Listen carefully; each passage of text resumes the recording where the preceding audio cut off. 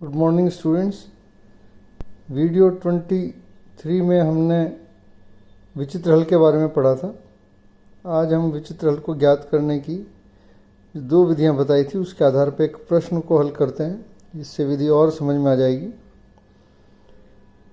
प्रथम विधि हमने पढ़ी थी व्यापक हल द्वारा विचित्र हल ज्ञात करना, और दूसरी विधि थी दी गई समीकरण से व्यापक हल को ज्ञात करना।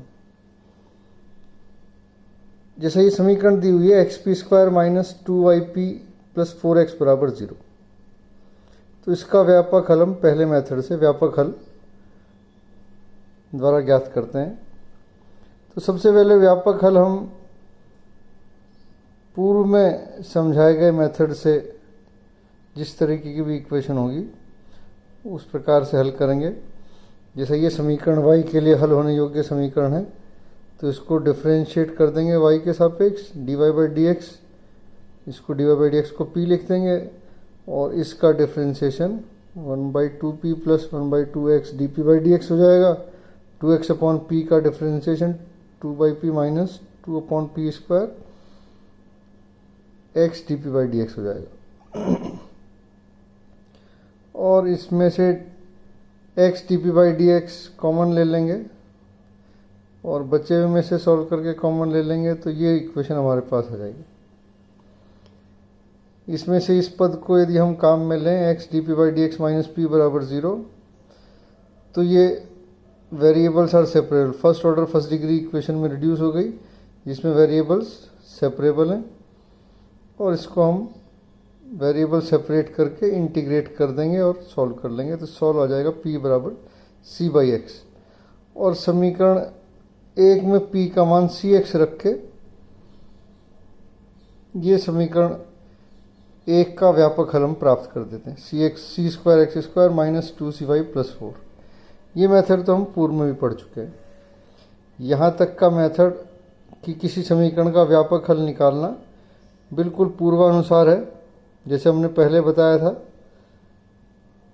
कि हम y के लिए हल होने योग्य है, तो उसको डिफरेंशिएट कर देंगे x के सापेक्ष और सॉल्व करके वो first order first degree differential equation में यहाँ पे रिड्यूस हो गई। वेरिएबल सेपरेबल हैं, तो इसको हमने सेपरेट करके वेरिएबल्स को dp के साथ p और dx के साथ x का फलन ला गया और इंटीग्रेट कर दिया, और ये p का और समीकरण एक में p को विलोप कर देंगे, तो ये समीकरण का व्यापक हल आ जाएगा।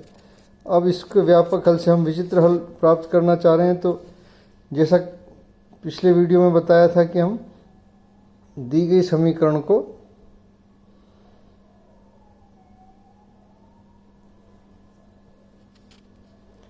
पार्शियली डिफरेंशिएट करेंगे c के सापेक्ष।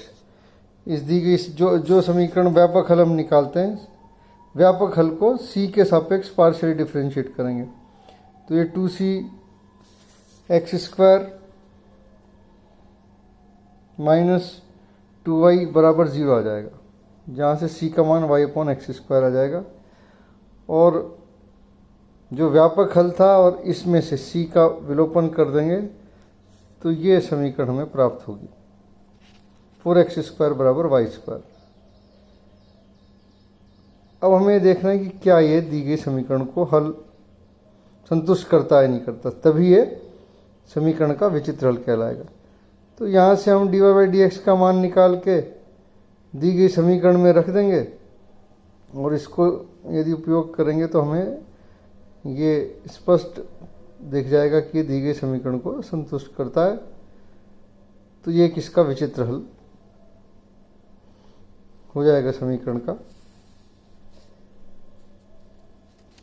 दूसरे मेथड से हम देखें तो सीधे अवकलन समीकरण से, जिस प्रश्न में व्यापक हल निकालने के लिए कहा है कि व्यापक हल भी ज्ञात करिए और विचित्र हल भी ज्ञात करिए, तो हमें इसी प्रकार करना पड़ेगा। जिस प्रश्न में सीधा विचित्र हल ही ज्ञात करना है, तो हम सीधे बिना व्यापक हल निकाले भी वो ज्ञात कर सकते हैं। तो दूसरा क्या मेथड था कि हम दी गई समीकरण को सीधे ही p के सापेक्ष आंशिक अवकलन कर देते हैं, तो ये हो जाएगा 2xp माइनस 2y बराबर 0, p बराबर y बाई एक्स। और p के इस मान को हम